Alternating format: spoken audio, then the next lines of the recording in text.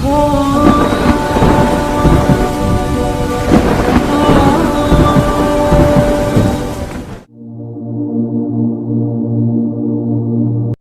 منزل یہ نہیں ہے کہ ڈگری مل جائے اور جاب مل جائے، یہ بہت چھوٹے درجے کی چیز ہے۔ میری، تمہارے وی سی صاحب کی، تم بچیوں کی، بچوں کی ایک ہی منزل ہے کہ یا اللہ تو راضی ہو جا۔ اللہ تجھے مرنے سے پہلے حاصل کرنا ہے، ڈھونڈنا ہے، پا لینا ہے، راضی کر کے مرنا ہے۔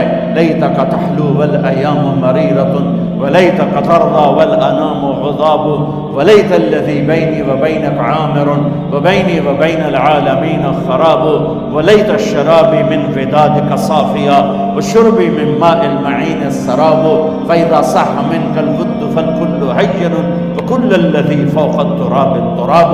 اللہ کو پاتے ہوئے جو سودا کرنا پڑے کر جاؤ۔ عبداللہ بن حذیفہ کو رومیوں نے پکڑ لیا، صحابی ہیں، ان کو آگ میں ڈالنے لگے تو وہ رو پڑے، تو لوگوں نے رومی بادشاہ سے کہا کہ یہ رو پڑا ہے، ڈر گیا ہے، ان کا لے آؤ، میرے پاس لے آؤ۔ ان کو واپس لائے تو رومن بادشاہ نے پوچھا کیوں روئے ہو، موت سے ڈر گئے ہو؟ کہنے لگے موت تو ہمارے لیے سب سے بڑا تحفہ ہوتا ہے، میں اپنی بے بسی پہ رویا ہوں۔ کہ کیا بے بسی ہے؟ کہ بے بسی یہ ہے کہ ایک جان ہے آگ میں گرتے ہی جل کے راکھ ہو جائے گی، کاش میرے جسم پر جتنے بال ہیں اتنی میری پاس جانیں ہوتی اور میں ایک ایک جان کو اللہ کے نام پہ قربان کرتا۔ آج مرنے کا مزہ نہیں آ رہا، اس پہ رویا ہوں۔ تو بادشاہ اتنا حیران ہوا، انہوں نے کہا تو میرا ماتھا چوم دے اور میں تمہیں آزاد کرتا ہوں۔ تو اس کا ماتھا چوما، انہوں نے چھوڑ دیا۔ 2000 سال پیچھے چلے جائیں، فرعون دنیا کا واحد انسان ہے جس نے کہا انا ربکم الاعلی، میں سب سے بڑا رب ہوں، اور اپنے آپ کے رب ہونے کا دعویٰ انسانوں میں صرف فرعون کا ہے۔ اس کی باندی مسلمان ہو گئی، موسیٰ علیہ السلام کا کلمہ پڑھ لیا، ایمان چھپتا نہیں، وہ پتہ چل گیا۔ فرعون نے اس کو پکڑوایا، اس کی 2 بچیاں، ایک دودھ پیتی ایک ساتھ چلتی، اور اس نے اپنے دربار میں کڑاہ میں تیل ڈلوایا، نیچے آگ لگوائی، تیل ابلنے لگا۔ جب وہ پوری طاقت سے ابلنے لگا تو اس نے فرعون نے اس عورت سے، اس باندی سے کہا یہ آگ تیرے سامنے ہے، جلتا ہوا تیل، موسیٰ کے رب کو مانے گی تو پہلے تیری بچیوں کو جلاؤں گا پھر تجھے جلاؤں گا، اور اگر مجھے رب مانے گی تو تیرے گھر کو سونے چاندی سے بنا دوں گا، تیرے گھر کو سونے چاندی سے بھر دوں گا۔ اللہ کا پا لینا یہ میری آپ سب کی معراج ہے، اور اللہ کو کھو دینا میرے آپ سب کے لیے ہلاکت اور تباہی ہے۔ سنو اس نے کیا کہا؟ اللہ نے اپنی محبت کو ماں سے تشبیہ دی ہے، باپ سے نہیں دی، اور چھوٹا بچہ زیادہ ممتا کو لیتا ہے۔ وہ کہنے لگی فرعون یہ تو میری 2 ہیں، میری 100 ہوتی تو اللہ کے نام پہ آج میں قربان کر دیتی۔ فَاقْضِ مَا أَنْتَ قَاضٍ، کر جو تجھے کرنا ہے۔ تو پاگل ہو گیا، غصے میں کہنے لگا اس کی بڑی بیٹی کو ڈال دو۔ تو انہوں نے اس کو یوں ٹانگوں سے پکڑا اور وہ چیختی چلاتی ہوئی تھی۔ ماں کا ایک بول اس کی جان بچا سکتا تھا، اور پھر گھر جا کے توبہ کر لیتی۔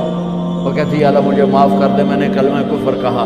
اس کو ٹانگوں سے پکڑا ہوا ہے، اس کے ہاتھ نیچے جھول رہے ہیں، اور وہ اماں بھی کہہ رہی کہ مجھے بچا لو۔ ماں نے اپنی آنکھوں سے بچی کو تیل میں یوں ڈوبتے دیکھا، اور پھر وہ ابھری جیسے مچھلی تلنے کے لیے، جیسے مچھلی تلی جاتی تو باہر آ جاتی، اوپر آ جاتی، تو وہ ایسے بلبلے اٹھ رہے تھے۔ وہ ایک ہی لمحے میں اس کی تو جان گئی، ایک آنسو کا قطرہ اس نے نہیں نکلنے دیا اپنی آنکھوں سے، اور اپنے دل کو جب مضبوط کیا تو میرے رب کی غیرت، میرے رب کی رحمت محبت حرکت میں آئی۔ اللہ نے ماں کی آنکھوں سے پردہ ہٹا دیا، اور ماں نے اپنی بیٹی کی روح کو نکلتے دیکھا، اور وہ کہہ رہی ہے اصبری یا ام فإن لك من الأجر كذا وكذا، ماں جی ڈرنا نہیں، صبر کرو، جنت تیار ہے، جنت تیار ہے، ابشرو۔ معصوم بچی کو تو پتہ بھی نہیں تھا کہ کیا ہونے والا ہے، اس کو پکڑ کے یوں ڈالا، اس کی تو آہ بھی نہ نکلی، اور وہ مچھلی کی طرح تلی گئی. پھر ماں کا کلیجہ پھٹا. اللہ نے پھر آنکھوں سے پردہ ہٹایا اور انہیں اپنی بچی کی روح کو نکلتے دیکھا اور وہ کہہ رہی اصبری یا ام فإن لک من الاجر کذا وکذا. ماں جی تھوڑی دیر کا صبر، جنت تیار ہے، جنت تیار ہے، جنت تیار ہے. اللہ کو پایا سب کچھ پایا، اللہ کو کھو دیا سب کچھ کھو دیا. جب اس کو پکڑ کے لے جانے لگے اس نے فرعون کو دیکھا. فرعون اس کی آنکھوں میں آنکھیں نہیں ڈال سکتا، نظریں نیچے ہوں گی اس کی.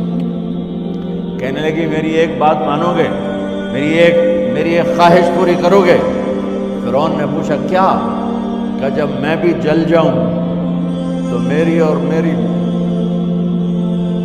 بچیوں کی ہڈیوں کو اکٹھے دفن کرنا، باہر پھینک نہ دینا، دفنا دینا. فرعون نے کہا تمہاری یہ خواہش پوری کی جائے. انہوں نے کہا میں پیچھے ہٹ جاؤ، میں نے اللہ کو جان دینی، مجھے دھکا دینے کی ضرورت نہیں ہے، میں اپنے اللہ سے ملنے جا رہا ہوں. جب اللہ مطلوب ہوتا ہے تو موت محبوب بن جاتی.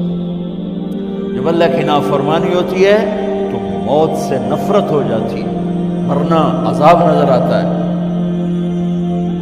وہ چھلانگ مار گئی، اللہ اکبر کا نعرہ لگاتی ہوئی. ہڈیاں ادھڑ گئیں، گوشت ادھڑ گیا، ہڈیاں باقی رہ گئیں. فرعون نے کہا ایک ہی جگہ ڈال دو، سب کو دفن کر دو. دفن 2000 سال کے بعد بچوں بچیوں، 2000 سال کے بعد موسیٰ علیہ السلام کے 2000 سال کے بعد جناب رسول اللہ صلی اللہ علیہ وسلم دنیا میں تشریف لائے. 40 سال کی عمر میں نبوت ملی، 50 سال کی عمر میں معراج ہوا. 2050 سال کے بعد میرے نبی کی سواری بیت المقدس جا رہی ہے. اور بیت المقدس پر جب وہ اوپر پہنچے ہیں تو مصر وہاں سے قریب ہو جاتا ہے. جب وہ اترنے لگے تو میرے نبی نے کہا جبریل جنت کی خوشبو آ رہی ہے، جبریل جنت کی خوشبو آ رہی ہے. کہاں سے؟ ابھی تو جنت اوپر ہے، ابھی تو اوپر جانا ہے، تو یہ زمین سے جنت کی خوشبو کیا آ رہی ہے؟ تو جبریل نے عرض کیا رسول اللہ فرعون کی ایک باندی تھی جو اللہ سے سودا کر گئی جان کا اور اپنی بچیوں کا، اس کی بچیوں کی ہڈیوں کو جہاں دفن کیا گیا ہے، یہ خوشبو جس دن انہیں دفن کیا تھا اس دن سے لے کر آج تک یہ خوشبو آ رہی ہے اور یہ قیامت تک آتی رہے گی. اللہ اپنے نام پہ قربان ہونے والوں کی یوں قیمت لگاتا ہے. پہلے اپنی منزل طے کرو، پہلے اپنی منزل طے کرو، پہلے اپنی منزل طے کرو کہ مجھے اپنی زندگی کی سے لینا کیا ہے.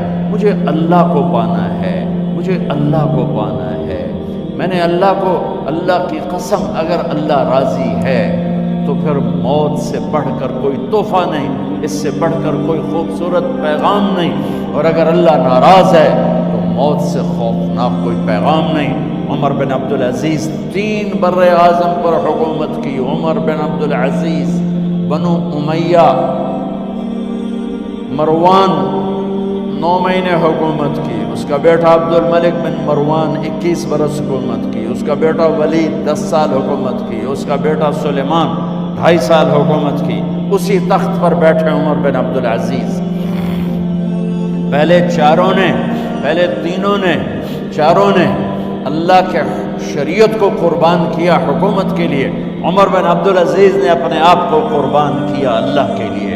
حکومت کو پاؤں کے تلے رکھا اور اللہ کی رضا کو سامنے رکھا. ان کو زہر دیا گیا. جب ان کی موت کا وقت قریب آیا تو انہوں نے رجا بن حیوہ کو بلایا. سننے والی بات ہے بچوں. ان سے فرمانے لگے سنو، میں نے 3 بادشاہوں کو قبر میں اتارا. اب بچیاں تو قبرستان جاتی نہیں، ہم تو اپنے ہاتھوں سے قبر میں اتارتے ہیں اور اوپر مٹی ڈالتے ہیں اور اوپر اینٹیں ڈالتے ہیں اور پھر منو مٹی میں دبا کے واپس آتے ہیں. یہ منظر آپ بچیوں کے تو دیکھنے کا بھی نہیں ہے. وہ کہنے لگے میں نے 3 بادشاہوں کو مٹی میں ڈالا، لیکن ان کے کفن کی گرہ کو جب کھول کے دیکھا تو ان کے چہرے قبلے سے ہٹ چکے تھے.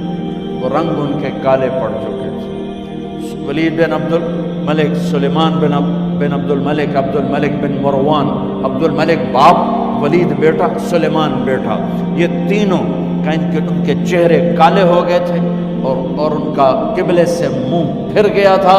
اب میں مرنے لگا ہوں، مجھے پہلے ضرور چیک کرنا کہ میرا اللہ میرے ساتھ کیا کرتا ہے۔ پہلے تینوں کی ظلم کی حکومت تھی، ان کے چہرے قبلے سے کیوں ہٹ گئے؟ آپ کو عجب بات بتاؤں، ولید بن عبد الملک روزانہ تہجد میں کھڑے ہو کے 10 سپارے پڑھتا تھا، 10 سپاروں کی تلاوت تہجد میں کرتا تھا کھڑے ہو کے، اور قبلے سے چہرہ ہٹ گیا۔ سلیمان بن عبد الملک تہجد گزار، چہرہ قبلے سے ہٹ گیا، ظلم کیا، ظلم کیا، ظلم کیا، خون کو پانی بنا دیا، حکومت پر شریعت کو قربان کیا، رشتے ناتوں کو قربان کیا۔ اللہ نے قبلے سے چہرے، نمازیں منہ پہ مار دی، روزے منہ پہ مار دیے، حج زکاتیں منہ پہ مار دی، تہجد ان کے منہ پہ مار دی، اور ان کے چہروں کو قبلے سے ہٹا دیا اور رنگ کالے کر دیے۔ عمر بن عبدالعزیز نے اسی سلطنت کو عدل سے بھر دیا، اسی سلطنت کو عدل سے بھر دیا۔ کیسی سلطنت کی؟ جب گورنر تھے تو 60 اونٹوں پہ سامان چلتا تھا، جب امیر المومنین بنے تو بچے کہنے لگے ماں سے، بچے بچیاں 12 تھے، ماں سے کہنے لگے کہ عید کا موقع آ رہا ہے، ابا سے کہو ہمیں نئے کپڑے تو لے کر دیں۔ ان کی ماں کا نام ہے فاطمہ، بچوں کی ماں کا نام فاطمہ بنت عبد الملک۔ یہ دنیاوی سٹیٹس میں سب سے بڑی خاتون گزری ہے، آج تک اس کے لیول کی کوئی عورت نہیں آئی۔ دادا بادشاہ، باپ بادشاہ، 4 بھائی بادشاہ، 6 خامن بادشاہ، 7 نسبتوں سے یہ عورت شہزادی رہی ہے۔ حضرت عمر گھر آئے، بیگم نے کہا بچے کپڑے مانگ رہے ہیں۔ حضرت عمر کہنے لگے میرے پاس تو پیسے نہیں ہیں، تنخواہ میں تو مشکل سے روٹی پوری ہوتی ہے، کہاں سے لے کر دوں؟ تو تھوڑی دیر خاموش رہی بیگم، پھر کہنے لگی آپ ایسا کریں اگلے مہینے کی سیلری ایڈوانس لے لیں، اس سے میں کپڑے لے لیتی ہوں اور روٹی کا خرچہ میں مزدوری کر کے گھر بیٹھے مزدوری کر کے چلا لوں گی، آپ 1 مہینے کی تنخواہ ایڈوانس لیں۔ حضرت عمر بن عبدالعزیز واحد خلیفہ ہیں جن کے دور میں 3 بر اعظم میں زکوٰۃ لینے والا باقی نہیں بچا تھا۔